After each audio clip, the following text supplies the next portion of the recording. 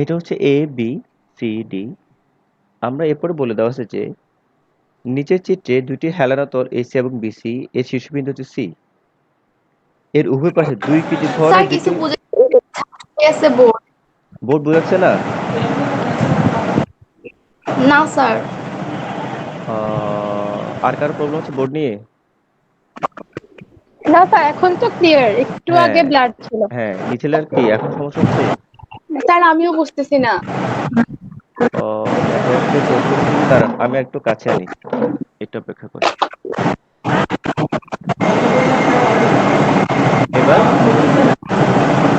Sir এখন ঠিক আছে। ওকে, গুড। আচ্ছা, তো দেখেন, সবাই মিউট করে দেন, আমি এবার কথা বলি। তো বলতেছি কি, দেখেন, আমরা এসি এবং বিসি হেলানো তল বরাবর 2 কেজি ভরে দুইটি লোহার গোলক, এখানে একটা লোহার গোলক আছে, এই পাশে একটা লোহার গোলক আছে, দুইটা লোহার গোলক আছে, যাতে ভর হচ্ছে 2 কেজি করে। ওকে, আচ্ছা। এখন দেওয়া আছে এসি তলে দৈর্ঘ্য দেওয়া আছে 20 মিটার। গড় নাম্বার বলছে সি বিন্দুতে গোলক দুইটির মোট শক্তি নির্ণয় করো। সি বিন্দুতে গোলক দুইটির মোট শক্তি নির্ণয় করতে হবে, তাই তো? এখন খেয়াল করে দেখেন, এই পয়েন্টে গোলক দুইটার গতিশক্তি কত বলেন তো? সি পয়েন্টে 0। গতিশক্তি 0। তাহলে পুরোটা, তাহলে আমরা কি পাবো? বিভব শক্তি ভেরি গুড, পুরোটা বিভব শক্তি। গোলক কয়টা? 2টা। দুইটা, তাই না? তাহলে mgh প্লাস mgh, তাই না? কে এর মান হচ্ছে 0। বলেন গোলকগুলো ভর কত করে? স্যার হুম, একটা হচ্ছে 2, দুইটাই তো দুইটাই 2। 2, 9.8। এইচ এর মান দুইটার জন্য সমান না? সিডি।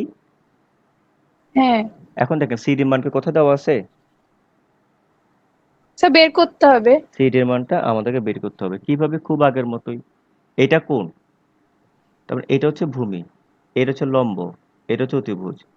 লম্ব বাই অতিভুজ মানে কি বলেন তো? সাইন নাকি sine cos? Theta. Sine theta. তো লম্ব বাই অতিভুজ equals to sine 30 degree. 30 degree. তাহলে C D equal to A C into sine 30। তো এসি এর মান হচ্ছে আমাদের 20, আর সাইন 30 মান হচ্ছে 1/2। দ্যাট মিনস কত? 10। 10 মিটার। বাস, তাহলে মানটা বসাই দেন। 2 mgh equals to 2 into 2, 9.8 into 10। ওকে, তাহলে আমরা কি পেয়ে যাব? মোট শক্তি আমরা পেয়ে যাচ্ছি মেবি 392 না? আনসার দেখেন তো। হ্যাঁ স্যার। এটা সহজ একদম, এটা একদম সিম্পল। যেহেতু দুইটা গোলক এই জন্য দুইটা বিভব শক্তি। বাস, শেষ।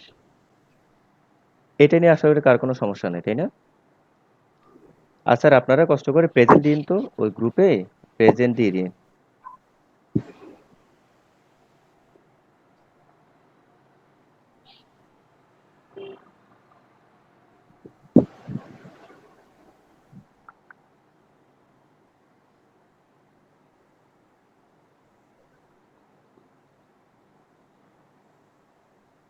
ওকে, ফাইন।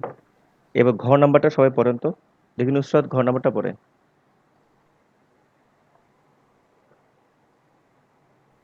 নুসরাত ঘর নাম্বারটা পড়েন।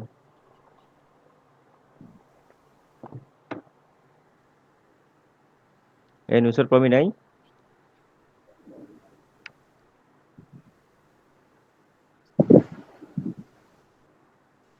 হ্যাঁ আছে স্যার, নেটওয়ার্ক ও, অনেক প্রবলেম করে আমাদের এখানে। আচ্ছা আচ্ছা, তাহলে ঘর নাম্বারটা একটু পড়ে শুনেন আমাকে।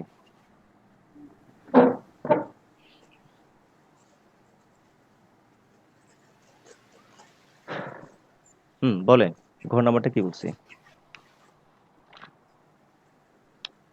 আচ্ছা, আমি বলি ঘর নাম্বারটা হচ্ছে যে আমরা তো গোলক দুটো যখন সিতে যখন ছেড়ে দিব, এটা সি থেকে বিতে আসবে, এটা সি থেকে এতে আসবে। বলছে প্রয়োজনীয় সময় একই কিনা। এটা জাস্ট ছবিটা দেখে বলেন প্রয়োজনীয় সময় একই হবে কিনা, বলেন তো। ছবিটা দেখে স্যার বলেন তো। এ তে আসতে একটু টাইম লাগবে, আর বি তে আসতে একটু একটু কম কম তাড়াতাড়ি সময় লাগে, আসবে। কারণ এটা একটু খাড়া না, অ্যাঙ্গেলটা হ্যাঁ একটু শার্প, এটা শার্প শার্প এজ, হ্যাঁ আর এটা হচ্ছে একটু হেলানো। হেলানো। যেহেতু হেলানো এটা একটু কম আস্তে আস্তে আসবে, এটা একটু ফাস্ট আসবে। এইটা হচ্ছে মেন কথা। এখন এটা আপনাকে প্রমাণ করে দেখাতে হবে। সময়টা আপনার কি করা লাগবে? সময়টা আপনাকে প্রমাণ করে দেখাতে হবে যে এটার জন্য প্রয়োজনীয় সময়টা একটু কম লাগবে। মানে সময় একটা বেশি আরকি, কম বেশি হবে। এখন দেখেন এখানে মেইন কারণ হচ্ছে অ্যাঙ্গেল। এখানে অ্যাঙ্গেলটা কত? 45। এখানে 45, অ্যাঙ্গেলটা কত? 30। 30। এখন আমাকে বলেন, আমরা এসি জানি, আমরা এবি জানি। আমরা কি বিসি এর মানটা কি আমরা জানি? বিসি এর মান কি আমি না জানি? স্যার। তাহলে এক কাজ করি, আমরা বিসি এর মানটা আমরা বের করে ফেলি। আমাকে আঁকি বলেন তো বিসি এর মানটা কিভাবে বের করতে পারবো আমরা? আঁকি বলতে পারবেন বিসি আপনি কিভাবে বের করবেন?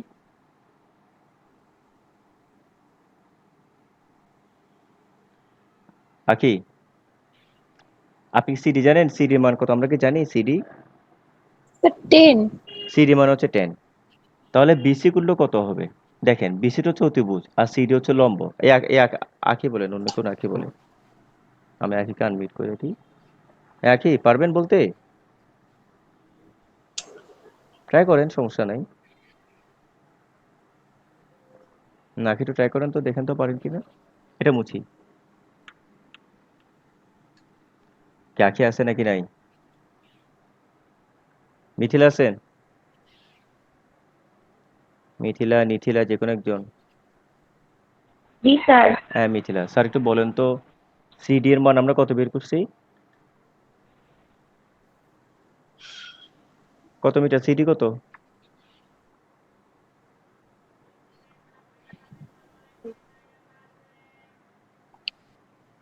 হ্যালো। সিরিয়াল মান 10। সিডি এর মান হচ্ছে 10। বিসিটা অতিভুজ ভূমি নাকি লম্ব? বিসি বি আচ্ছা, ওটা ডিস্টার্ব অতি অতিভুজ, ফাইন। তাহলে আমরা তাহলে বিসি হ্যাঁ বিসি, তাহলে আমরা জানি অতিভুজ। স্যার লম্ব। স্ক্রিন আবার ব্লার হয়ে গেছে। হ্যাঁ বুঝতে পারছি, আপনি একটু নেটওয়ার্ক একটু ডিস্টার্ব করতেছে, আবার ঠিক হয়ে যাবে, একটু ওয়েট করেন। তাহলে দেখেন সিডি লম্ব হবে অতিভুজ, অর্থাৎ C D divided by B C C D by C এগুলো সাইন কত? 45 না?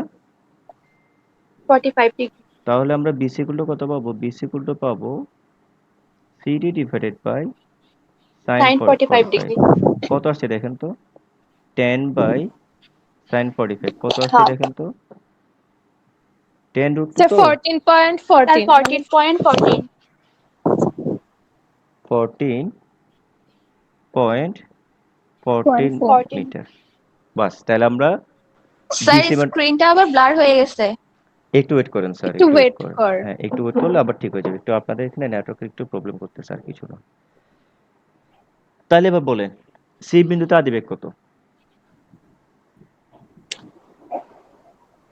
সি বিন্দুতে আদিবেগ কত বলেন তো? শূন্য, তাই না? কারণ দুইটা বস্তু এখানে স্থির অবস্থা, তাহলে এখানে আদিবেগ দুইটার ক্ষেত্রেই ভি নট আমাদের জিরো। তাহলে আমরা কি জানি এস ইকুয়াল টু কত? ভি নট প্লাস কত? এইটি। তাহলে ভি নটের মান 80। কত? ভি নট তো শূন্য, তাহলে শূন্য প্লাস এইটি। 80। ঠিক আছে সবার এটা এটুকু পর্যন্ত ঠিক আছে সবার জন্য? জি স্যার। Okay fine. এবার স্যার আমরা ত্বরণ নিয়ে একটু কাজ করবো, ত্বরণ নিয়ে, হ্যাঁ।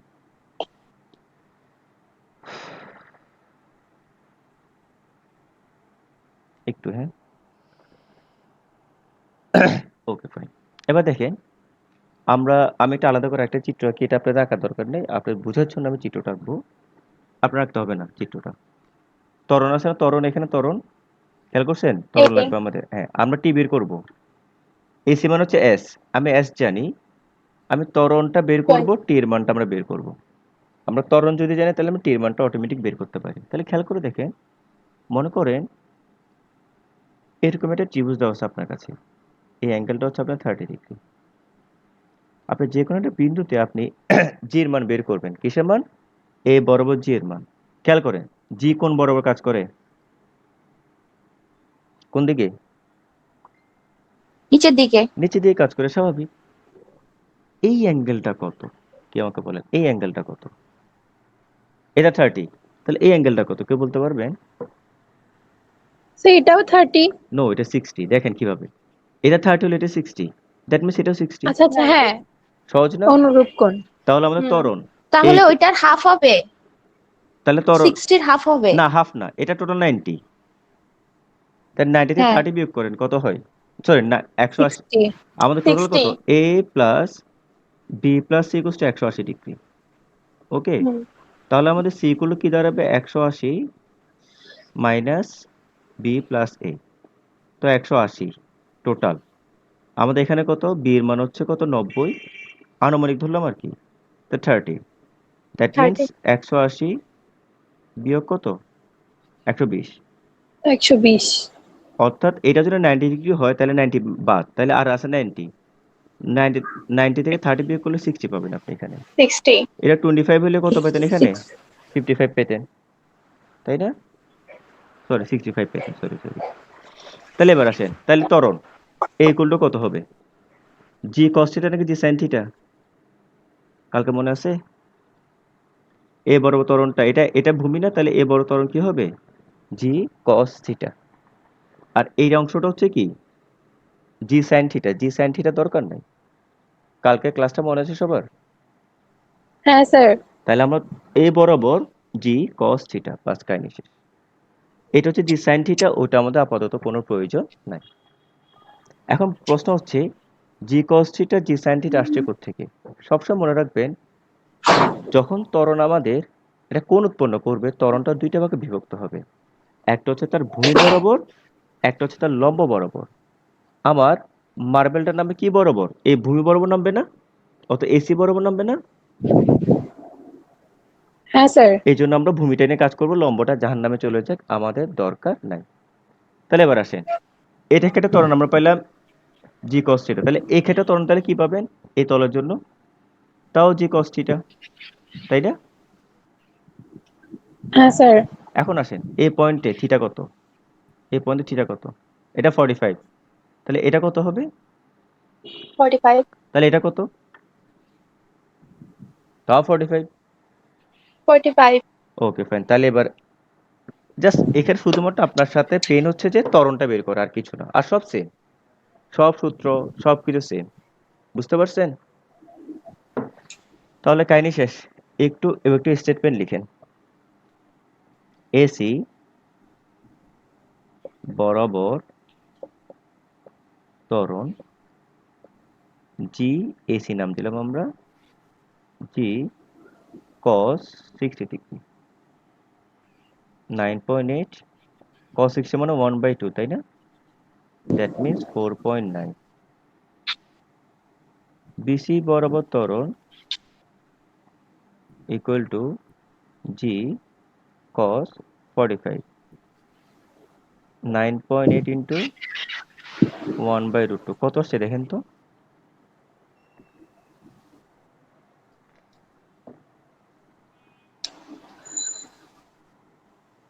Sir 6.92 6.92, 6.92 metre per second square. তাহলে এখন আমাদের সবকিছু জানি, আমরা এসি জানি, আমরা বিসি জানি, আমরা সবই জানি। তাহলে লিখেন, সুতরাং এরপর লিখবেন, সুতরাং AC equal to V naught plus, আচ্ছা আমি এসি কেন লিখতেছি বলেন তো?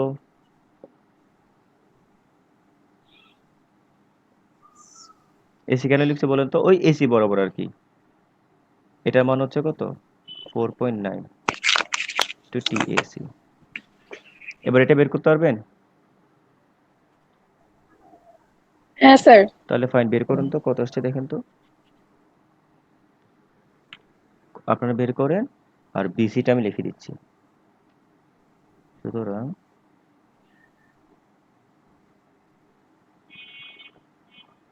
স্যার 4.08 4.08 না, যা আসছে আমি তো জানি না। হ্যাঁ 4.08 সেকেন্ড। এবার মানে এটা 20 ডিভাইডেড বাই 4.9 হবে হ্যাঁ 20 ডিভাইডেড বাই 4.9, হ্যাঁ ঠিক আছে, তাহলে হ্যাঁ হবে। তো বিসের মান কত? 14.14 প্লাস 0, এটা মনে হচ্ছে কত? এই বিসি ত্বরণ কত এটা? 6.92 BC 6.92 ইন্টু দেখেন কত আসছে টিবিসি। আলাদা, অবশ্যই আলাদা হবে।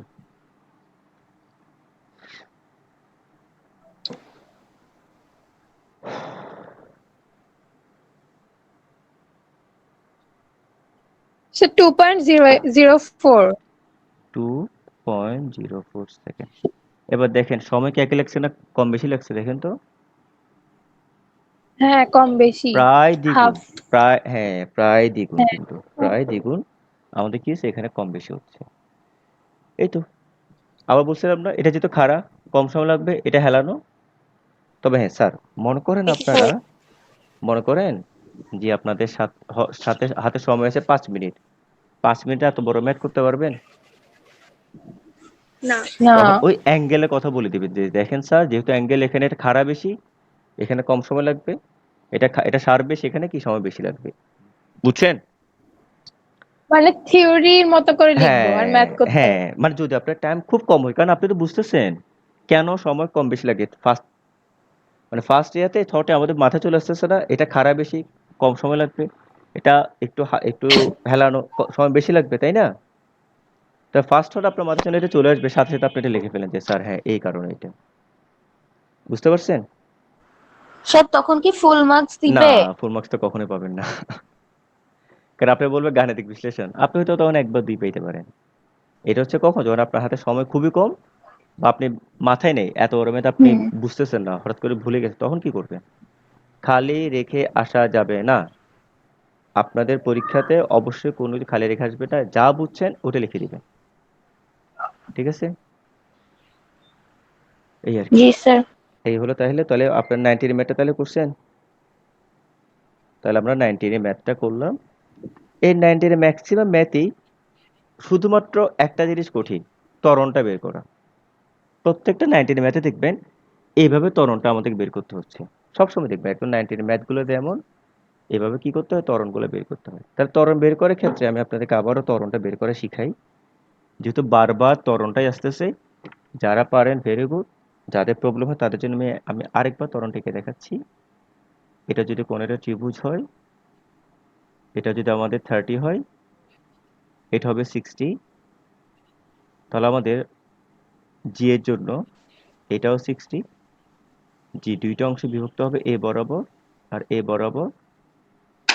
জি cos 60 আর এ বরাবর হচ্ছে কি জি sin 60। যা থিটা দিলাম আর কি। যেহেতু আমাদের বস্তু এ বরাবর নিচে নেমে আসবে সেই কারণে আমরা এটা নিয়ে কাজ করি, আর এটা নিয়ে আমরা কাজ করি না। এই হলো মোটামুটিভাবে আমাদের 19-এর কাজ কমানোর শক্তির ম্যাথ। তাহলে আমাদের গোলকের কিছু ম্যাথ আছে, আপনাদের মনে আছে? গোলকের ক্ষেত্রে শক্তির নিত্যতা প্রমাণ করা লাগে। ওগুলো আমি নেক্সট ডে কালকে করে দেবো, ঠিক আছে? তাহলে আচ্ছা স্যার। আপনারা একটা কাজ করেন, আমি আপনাদের একটা হোমওয়ার্ক দিই। সেই হোমওয়ার্কটা হচ্ছে যশোর 2019, আরেকটা হচ্ছে আপনার সিলেট বোর্ড 2019, এই দুইটা। যশোর 2019, সিলেট বোর্ড 2019, এই দুইটা আপনাদের হোমওয়ার্ক। আর যারা ক্লাস করছেন কষ্ট করে প্রেজেন্ট দিয়ে দেন, হ্যাঁ?